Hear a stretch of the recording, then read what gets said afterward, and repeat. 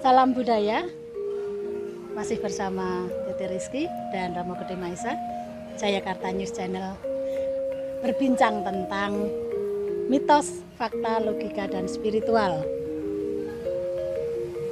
Kali ini, aduh ini agak-agak agak-agak ya harus sedikit hati-hati gitu. Kali ini saya ingin bertanya dengan Romo Maisa tentang Ratu Kidul. Ya Romo ya? Iya. Ya. Ini Romo, saya mendengar banyak cerita tentang Ratu Kidul, Nyi Roro Kidul, Nyi Bloro.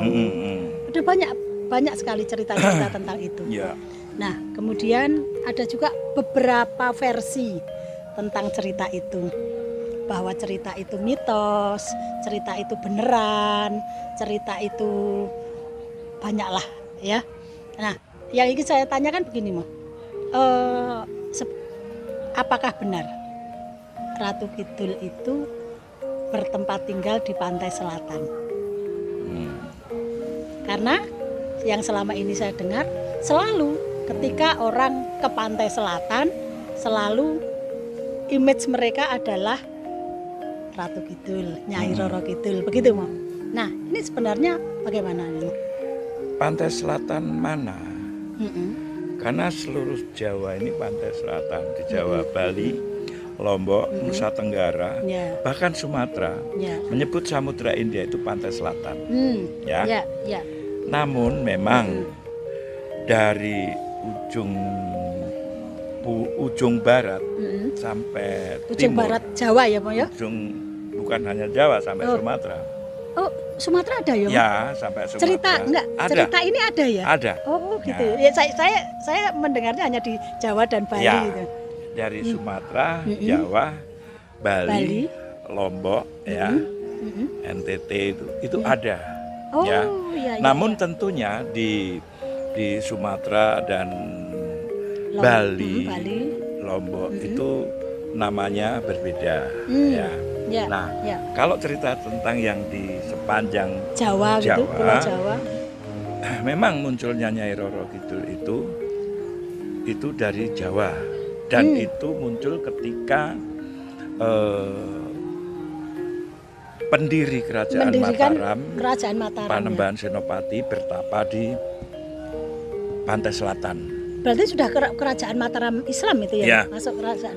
Nah, Nyai Roro Kidul, Kanjeng dan Kanjeng Ratu Kidul itu ada yang versinya ada gini, bahwa itu berbeda. Namun terkadang mereka menjadi satu dalam cerita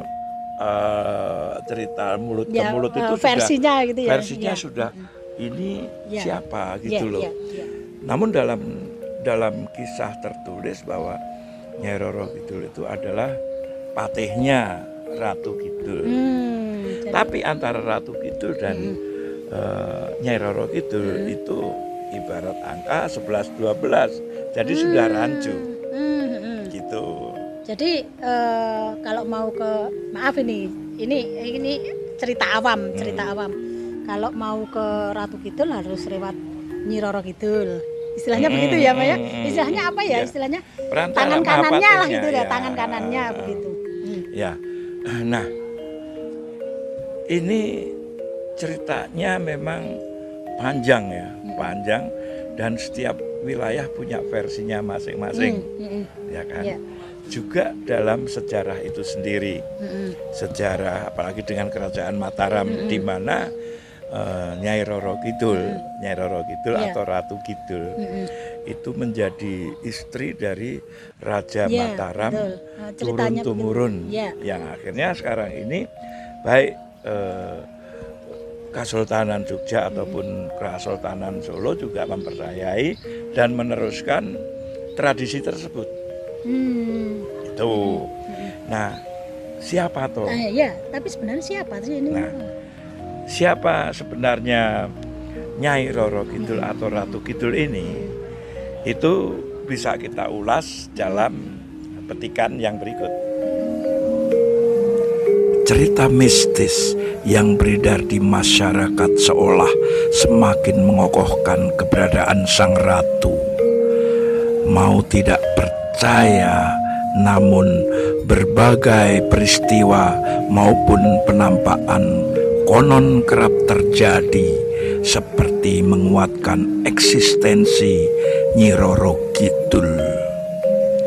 Kisah seram tentang pantai selatan dan penunggunya tak henti menjadi kontroversi. Beberapa mitos diyakini tentang keberadaan Nyi Roro Kidul. Rakyat Jawa masa itu meyakini Ratu Kidul sebagai jelmaan dua sosok yang saling bertentangan. Betari Durga yang dikenal sebagai Dewi Perusak dan Kekacauan, sekaligus Dewi Uma yang merupakan Dewi Pelindung dan Kemakmuran. Atas kesaktiannya itulah raja-raja Jawa kemudian menjalin hubungan dengan Ratu Kidul untuk menjamin keselamatan negeri yang dipimpinnya. Artinya, jika seorang raja Jawa tak ingin kehilangan martabat, ia harus segera menundukkan Ratu Kidul agar tak menjadi Betari Durga. Caranya tentu saja dengan mengawini sang ratu.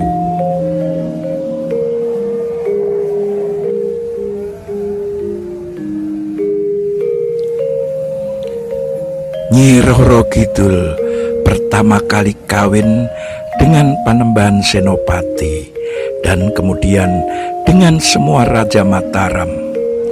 Semua itu dilakukan sebaik-baiknya untuk keamanan kerajaan. Dalam sejarah Keraton Surakarta, Kanjeng Ratu Kidul ini disebut dengan nama Kanjeng Ratu Ayu Kenconosari, yang memiliki kesaktian tiada tara dan mampu berubah wujud untuk bertemu atau menemui seseorang yang dikehendakinya di daratan. Uniknya, ada beberapa versi mengenai asal-usul dari Kanjeng Ratu Kidul ini. Namun, versi mana yang benar?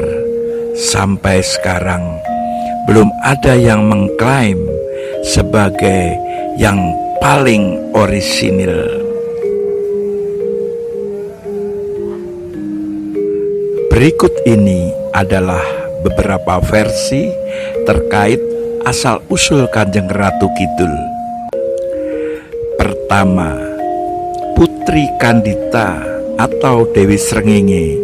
Menurut sebagian besar masyarakat Sunda, Kanjeng Ratu Kidul adalah titisan dari putri Pajajaran bernama Putri Kandita atau Dewi Srengenge yang diusir dari kerajaan karena menderita penyakit akibat diguna-guna oleh penyihir dan membuat malu anggota keluarga. Karena merasa kecewa dan sedih, akhirnya dia mengakhiri hidupnya dengan cara menceburkan diri ke pantai selatan. Jika masyarakat Sunda menyebut bahwa putri tersebut Kanjeng Ratu Kidul, menurut masyarakat Jawa, justru putri itu bukanlah sang Kanjeng Ratu, melainkan pesuruhnya yang dikenal juga dengan nama Nyi Roro Kidul. Kedua, Nimas Ratu Angin-Angin. Dalam Serat Darmo Gandul dan Serat Centini ada penyebutan seseorang penguasa laut selatan yang juga menjadi ratu para makhluk halus di lautan dan daratan sepanjang Pulau Jawa yang dikenal dengan nama Nimas Ratu Angin-Angin. Dalam Serat Centini mengisahkan bahwa Nimas Ratu Angin-Angin yang juga dikenal sebagai Kanjeng Ratu Kidul ini adalah tunangan dari Aji Saka, yang mana pertemuan keduanya diperantarai oleh Jaka Linglung. Ketiga, ada versi lain terkait asal-usul Kanjeng Ratu Kidul ini, yaitu sang ratu yang sebenarnya adalah anak dari Ratu Bilqis atau seorang ratu yang berhasil ditaklukkan oleh Raja Sulaiman. Sebelum takluk dari Raja Sulaiman, Ratu Bilqis memiliki seorang putri yang dinamakan Aurora, yang mana diasingkan ke sebuah pulau di timur bernama Al-Jawi dan menetap serta menjadi ratu para lelembut di daerah tersebut. Sayangnya, legenda satu ini masih dipertanyakan keontentikannya. Keempat, pada zaman dahulu ada beberapa dewi dari Kayangan yang turun ke bumi untuk mandi. Di saat yang sama, Jaka Tarub berhasil mencuri salah satu selendang dari seorang dewi yang bernama Nawang Wulan. Karena tidak dapat kembali ke Kayangan, singkat cerita, dia menikah dengan Jaka Tarub. Bertahun-tahun menikah, Nawang Wulan menemukan kembali selendangnya dan kembali ke Kayangan. Sayangnya ketika kembali, dia justru diusir karena dianggap tidak suci lagi. Karena kecewa dan sedih, dia menceburkan diri ke pantai selatan dan menjadi penguasa di sana. Kelima, jika rata-rata banyak cerita yang mengatakan bahwa Kanjeng Ratu Kidul berasal dari Pulau Jawa, namun ternyata ada juga versi dari Batak. Dalam cerita masyarakat Batak, pada zaman dulu ada seorang putra raja bernama Guru Tatea Bulan yang memiliki 11 anak, 5 putra dan 6 putri. Salah satu dari putrinya bernama Biding Laut. Biding Laut memiliki sifat yang baik dan juga cantik parasnya. Karena lebih disayang oleh sang ayah, hal tersebut membuat iri saudara-saudara yang lain. Singkat cerita, dia ditipu dan ditinggalkan di sebuah pulau seorang diri, yang mana akhirnya diselamatkan oleh masyarakat sekitar. Karena kecantikannya itu, dia akhirnya dipersunting seorang raja di tanah Jawa. Namun kembali nasib naas dia dapati. Biding Laut dituduh berselingkuh dan harus dihukum mati. Disebabkan cintanya sangat besar, sang raja menyuruh Biding Laut melarikan diri ke Banten melalui laut. Sayangnya, kapal yang ditumpanginya tenggelam oleh gelombang besar.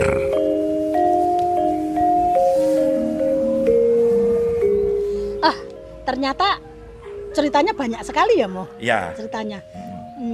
Bahkan sampai gini loh, Mo, maksudnya istri raja sampai turun-temurun. Semua raja memperistrikan beliau, memperistrikan dia atau beliau ya, Mo. Jadi begitu.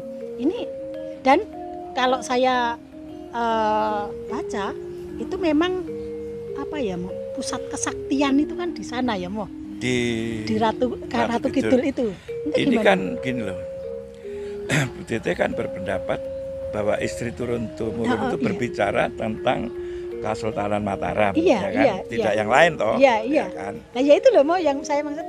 Nah, tentunya ini juga ada dalam catatan antropolog ya, di mana ketika itu bahwa Laut Selatan itu dengan adanya Ratu Kidul dan Nyi Roro Kidul itu untuk melegitimasi atau untuk apa ya, bahwa menguatkan spirit ya? Bahwa Mataram itu masih kuat, masih menguasai lautan gitu loh. Dan kenapa kekuatan itu ada di pantai selatan? Karena Laut India itu termasuk laut yang garang, yang terluas, ya kan? Selain Samudra Atlantik atau Teduh apa yang di kawasan utara itu, yang dekat Sulawesi itu kan Atlantik ya. Itu jadi di selatan itu termasuk yang luas dan ganas.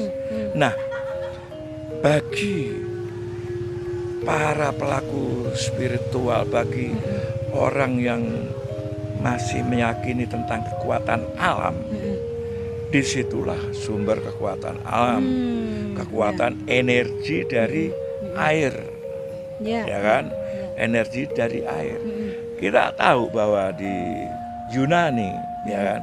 Di Yunani itu juga ada penguasa lautan, Poseidon, ya kan? Dewa air. Nah, di Indonesia pun ada. Nah, kita juga tahu di Laut Utara juga ada. Ya. Namun pantai selatan ini karena ini yang luas ya, ya seperti itu tadi, banyak versi dan banyak cerita. Namun dalam setiap versi itu tidak ada sampai sekarang orang yang menyangkal. Mau percaya yang mana terserah. Gitu loh. Di Jogja, di Bali, di Sunda Pajajaran, di Sumatera, di Batak itu terserah. Jadi gini Romo, kembali ke pertanyaan saya tadi tentang sumber kekuatan kesaktian itu ada di sana. Lalu ada banyak versi cerita tentang itu. Nah, ini apakah karena mereka tidak berani menyangkal itu karena kesaktian itu, cerita kesaktian itu, atau bagaimana? Kesaktian yang mana? Sekarang gini, sebuah negara yang kuat apabila ya bukan hanya menguasai daratan, tapi menguasai perairan. Dan Mataram dulu adalah negara agraris dan negara nelayan maritim. Itu sejak sebelum Majapahit kalau Mataram itu menguasai itu. Dan kekuatan terbesar, kekuatan bahkan Sultan Agung waktu itu ya, di maritimnya kuat. Sultan Agung itu kan cucunya Panembahan Senopati ya kan. Nah, kekuatan itu di laut darat. Kalau sekarang tambah udara. Kalau dulu nggak ada udara, santet. Ya kalau dulu terkenalnya itu belum ada pesawat itu. Iya, belum ada pesawat. Itu. Nah, jadi kalau menurut Romo tentang versi-versi itu, kalau saya sih tadi gini, tentang kekuatan kesaktian itu, kemudian ada banyak versi, mereka tidak berani menyangkal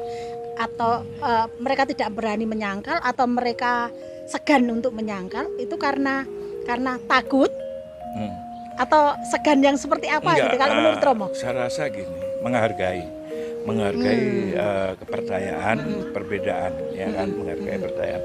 Seperti saya sendiri, ya, melihat bermacamnya versi, itu saya menyikapi dengan biasa saja dan mau apa siapa saja, karena saya juga meyakini, namun meyakini saya sesuatu yang berbeda, bahwa di laut itu memang ada kekuatan, tanda kutip ya. Ada kekuatan apa?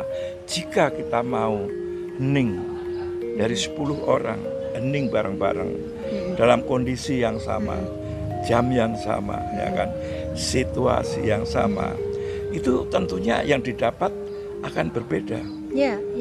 Padahal sama. Nah, kenapa? Karena daya tangkap.